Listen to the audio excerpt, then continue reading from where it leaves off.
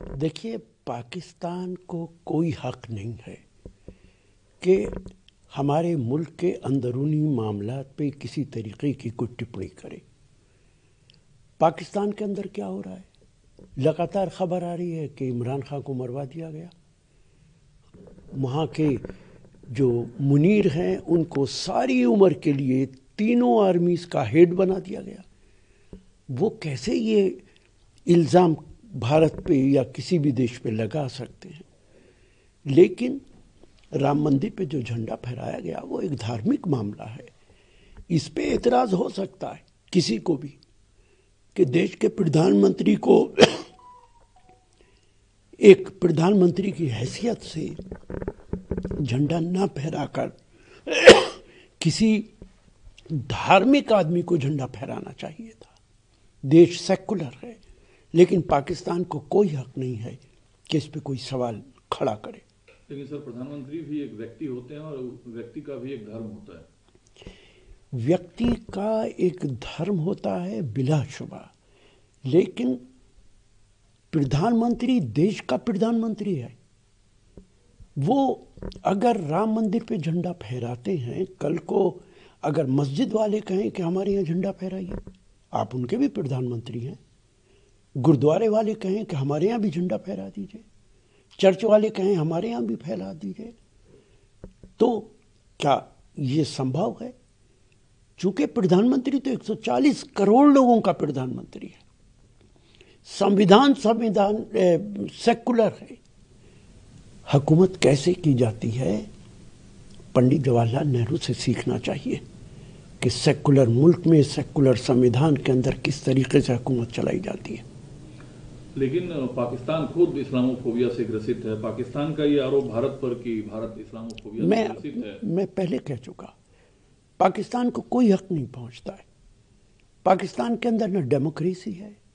पाकिस्तान के अंदर जिस तरीके के हालात हैं उनको तो डिक्शनरी में कोई लफ्ज़ तलाश किया जाए तो नहीं मिलेगा।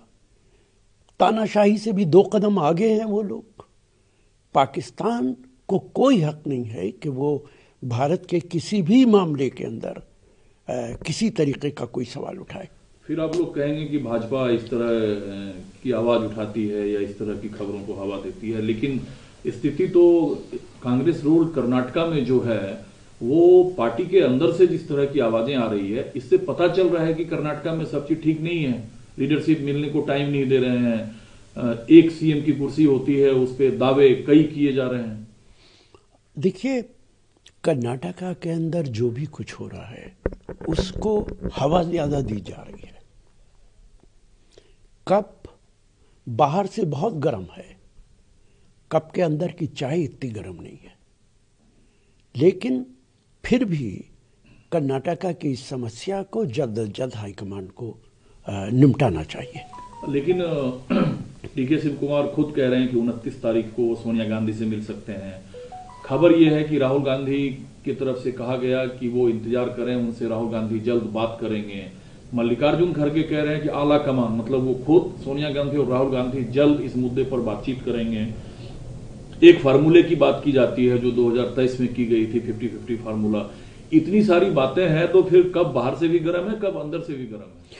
देखिए, हर पार्टी के अंदर जहां सत्ता होती है इस तरीके की समस्याएं पैदा होती रहती हैं। आपने नहीं देखा कि राजस्थान के अंदर वसुंधरा राजे के साथ क्या हुआ है? क्या वसुंधरा राजे इत्तफाक करती थी जो मौजूदा मुख्यमंत्री है? बीजेपी के अंदर भी ये होता रहा है। तो कांग्रेस के अंदर अगर ऐसा हो रहा है, उसे निश्चित तौर से सॉर्ट आउट करना चाहिए और जल्दी करना चाहिए। ये जिम्मेदारी किसकी है? जिम्मेदारी क्या ये राहुल गांधी की नहीं है? चूंकि आपने देखा इससे पहले भी कई राज्यों में कांग्रेस को नुकसान झेलना पड़ा है।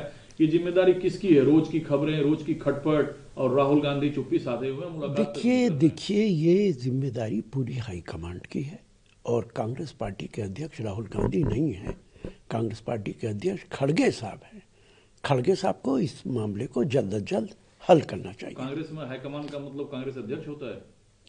निश्चित तौर से किसी भी पार्टी के अंदर हाईकमान प्रेसिडेंट से बड़ा कौन होता है? जो भी होते हैं, राहुल गांधी देश के बड़े नेता हैं, हम सबके नेता हैं, लेकिन कांग्रेस के अध्यक्ष तो खड़गे साहब हैं। लेकिन खुद तो ऐसा दावा नहीं कर पाते हैं। उनका खुद का बयान है कि हाईकमान फैसला लेंगे। फिर दूसरे दिन उन्होंने उस बयान को ठीक किया कि हाईकमान मतलब हम और राहुल जी सोनिया जी मिलकर। तो हाईकमान का मतलब ही डिफाइन नहीं है कांग्रेस में। देखिए, ऐसा नहीं है, उनकी बात ठीक है। आप राहुल गांधी को तो नज़रअंदाज नहीं कर सकते, मास लीडर हैं। भारतीय जनता पार्टी के अंदर कांग्रेस के अध्यक्ष नड्डा साहब हैं, लेकिन क्या नरेंद्र मोदी जी को नज़रअंदाज किया जा सकता है? नहीं किया जा सकता। जब आप कहेंगे बीजेपी के हाईकमान, तो उसमें नड्डा साहब भी आएंगे, मोदी साहब का नाम भी आएगा, अमित शाह जी का भी आएगा। तो आपको लगता है कि जैसा खड़गे साहब ने कहा कि हम तीनों बैठने वाले हैं इस मुद्दे को सुलझाने के लिए, तो मुद्दा सुलझा लिया जाएगा या नया सीएम आपको लगता है देखने को मिलेगा कर्नाटका को, जो फार्मूला है? क्योंकि एक बोकालिंगा मठ के धर्मगुरु ने यह जताया है कि डीके शिव कुमार को मुख्यमंत्री अब बनना चाहिए, क्योंकि डीके शिव कुमार भी बोकालिंगा कम्युनिटी को बिलोंग करते हैं। देखिए, मुझे तो ऐसा लगता है कि हाईकमांड की जरूरत ही नहीं, आप ही ने इस समस्या का समाधान निकाल लिया है। हाईकमांड को बैठने दीजिए, सुनने दीजिए, उस फैसला हाईकमांड करेगा, जो भी करेगा दोनों पक्षों को सुनेगा, जो अगर किसी को कोई इतराज है उसकी बात सुनेगा और उसके बाद फैसला हो जाएगा। एक सवाल इससे जुड़ा और है, एक विधायक ने यह सवाल उठाया कि मुख्यमंत्री को विधायक चुनता है, सीएलपी चुनता है, तो क्या सिद्धारमैया चुने नहीं गए थे विधायकों के द्वारा? अगर वो विधायकों के द्वारा चुने गए थे तो फिर मुख्यमंत्री की जरूरत कहां है? फिर तो मुख्यमंत्री हैं वो। ये तो बड़ा टेक्निकल सवाल है। देखिए, हर प्रांत के अंदर असेंबली के मेंबर्स ही मुख्यमंत्री को चुनते हैं, वो कोई भी राजनीतिक दल हो। बीजेपी कितनी बार अपने मुख्यमंत्रियों को बदल देती है चुनाव से पहले पहले। चुने हुए तो वो भी एमएलए से होते, लेकिन सिर्फ फायदे और नुकसान के लिए भारतीय जनता पार्टी 6 महीने पहले मुख्यमंत्री बदल देती है, और एक जगह नहीं करती है, बार बार करती है। तो इसलिए पार्टी अपनी जिम्मेदारी अदा करती है। बंगले की कहानी बहुत रोचक है भारतीय राजनीति में, चाहे दिल्ली लुटियंस के बंगले हों, चाहे फिर राज्यों में सरकारी बंगले। अब राबड़ी देवी को मुख्यमंत्री से हटने के बाद जो बंगला अलॉट किया गया था उसे खाली करने का निर्देश दिया गया है, लेकिन आरजेडी की तरफ से कई बयान आ रहे हैं कि उस बंगले को लालू जी का परिवार या फिर राबड़ी देवी खाली नहीं करेंगी। देखिए, जो कानून है पार्लियामेंट के अंदर पास हुआ हुआ कानून है, जो प्रीमिसेस एक्ट है, उसके मुताबिक, जो भी कानून के मुताबिक गैर कानूनी तौर से मकान में रह रहा है उसे खाली कर देना चाहिए। मुझे बिहार की पूरी मालूमात नहीं है कि वो किस हैसियत से वहाँ रह रही हैं, लेकिन ऐसा भी बहुत जगह होता है कि फॉर्मर चीफ मिनिस्टर को एक मकान अलॉट किया जाता है। यूपी के अंदर इस तरीके की कानूनी प्रोविज़न मौजूद है।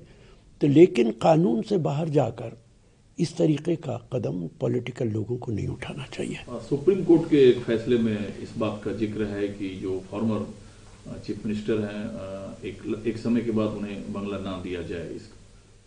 देखिए, जो भी कोई कानून के मुताबिक है उस पर अमल करना चाहिए। यूँ तो चीफ जस्टिस ऑफ इंडिया, जो former chief justice of India थे, वो कानून के होते हुए भी एक लंबे अरसे तक रहे अपने मकान के अंदर।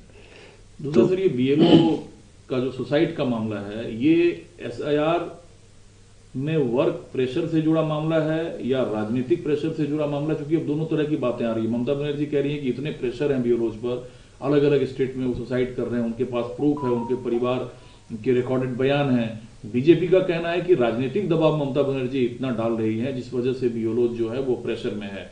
आखिरकार एसआईआर प्रोसेस के बीच लोगों की जान जा रही है। देखिए, बीएलओ का ताल्लुक भारतीय जनता पार्टी से या इलेक्शन कमीशन से है। इलेक्शन कमीशन को क्लैरिफाई करना चाहिए। जब भी कोई सवाल इलेक्शन कमीशन पे उठता है उसके जवाब बीजेपी देती है, जिससे शक और शुबा और ज्यादा मजबूत होता है कि बीजेपी और इलेक्शन कमीशन के बीच किस तरीके का एग्रीमेंट है।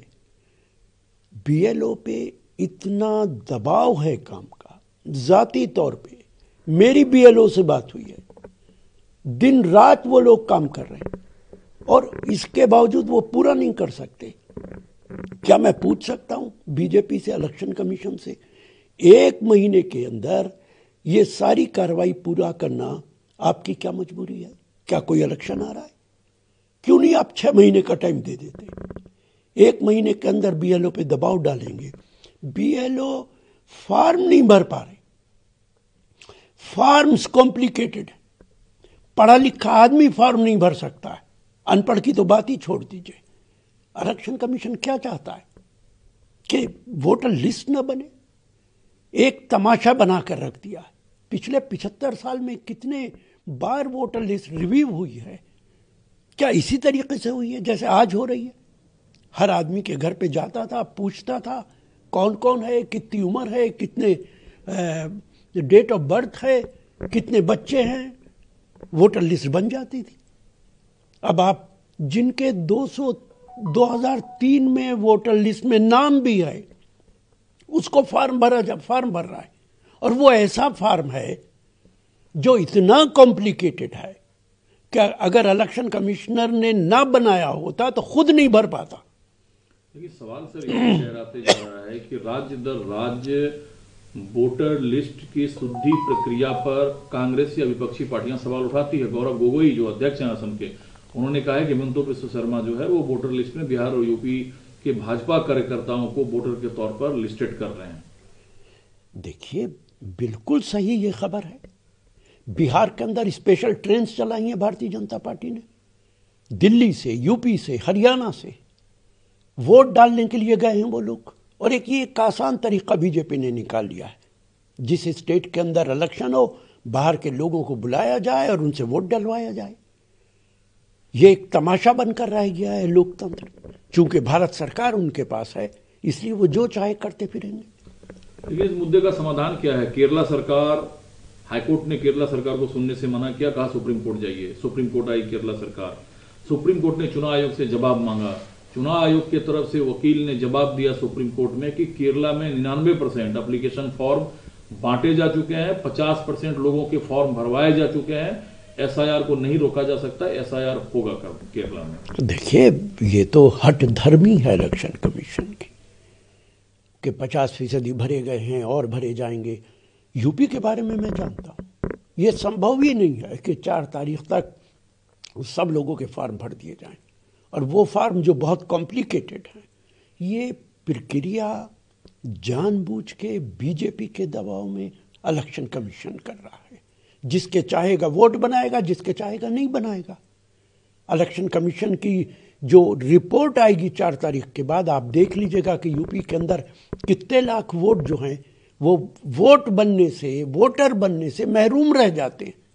अभी 1 हफ्ते की बात है, आपको अंदाजा हो जाएगा।